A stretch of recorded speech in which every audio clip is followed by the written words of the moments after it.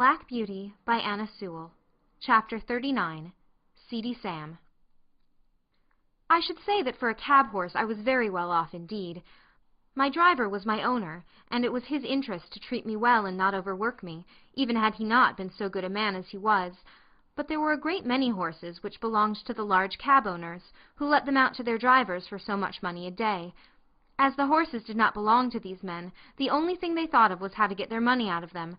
First, to pay the master, and then to provide for their own living, and a dreadful time some of these horses had of it. Of course I understood but little, but it was often talked over on the stand, and the governor, who was a kind-hearted man and fond of horses, would sometimes speak up if one came in very much jaded or ill-used. One day a shabby, miserable-looking driver, who went by the name of Seedy Sam, brought in his horse looking dreadfully beat, and the governor said, "You and your horse look more fit for the police station than for this rank."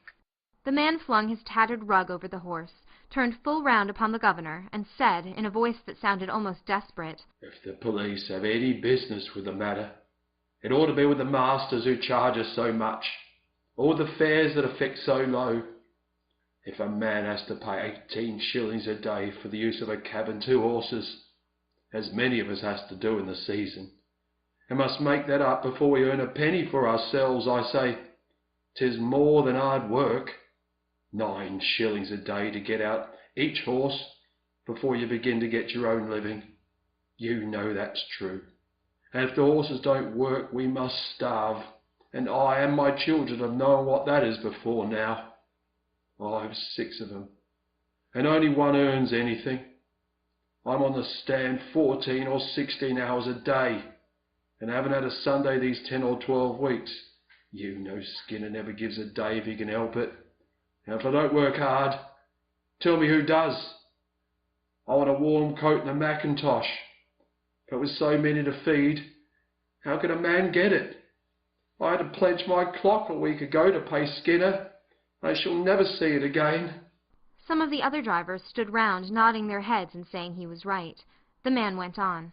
"You that have your own horses and cabs, will drive for good masters, have a chance of getting on and a chance of doing right. I haven't. We can't charge more than 6pence a mile after the first, within a 4-mile radius. This very morning I had to go a clear 6 miles and only took 3 shillings. I could not get a return fare, had to come all the way back. There's 12 miles for the horse, 3 shillings for me.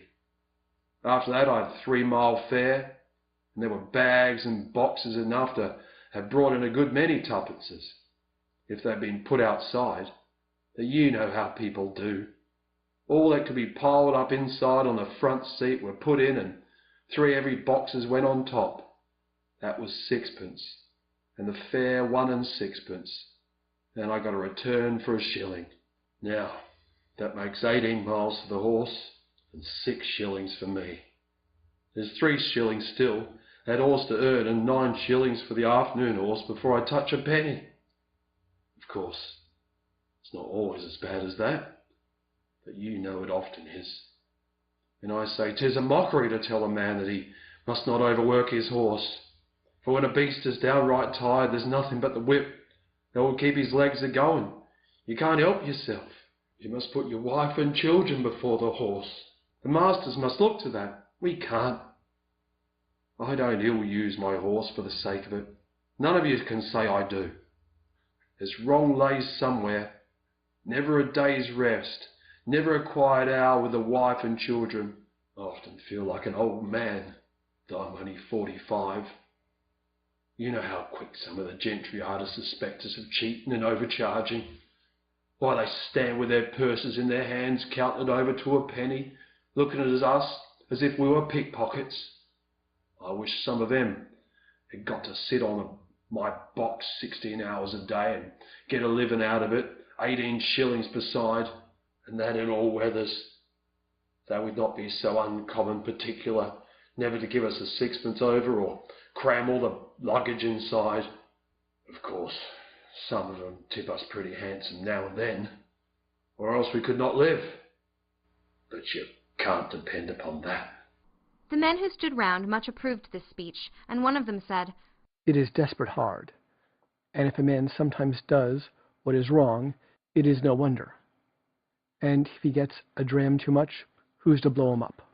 Jerry had taken no part in this conversation, but I never saw his face look so sad before. The governor had stood with both his hands in his pockets. Now he took his handkerchief out of his hat and wiped his forehead. "You've beaten me, Sam," he said, "for it's all true, and I won't cast it up to you any more about the police. It was the look in that horse's eye that came over me. It is hard lines for man, and it is hard lines for beast, and who's to mend it, I don't know. But anyway, you might tell the poor beast that you were sorry to take it out of him in that way. Sometimes a kind word is all we can give 'em, poor brutes, and 'tis wonderful that they do understand." A few mornings after this talk, a new man came on the stand with Sam's cab. "Halloo?" said one. "What's up with Seedy Sam?" "He's ill in bed," said the man. "He was taken last night in the yard, and could scarcely crawl home. His wife sent a boy this morning to say his father was in high fever and could not get out, so I'm here instead." The next morning the same man came again. How is Sam? Inquired the governor. "He's gone," said the man. What, gone? You don't mean to say he's dead? "just snuffed out. said the other. He died at 4 o'clock this morning. All yesterday he was raving about Skinner and having no Sundays. I never had a Sunday's rest. These were his last words." No one spoke for a while, and then the governor said, I'll tell you what, mates. This is a warning for us. End of chapter 39.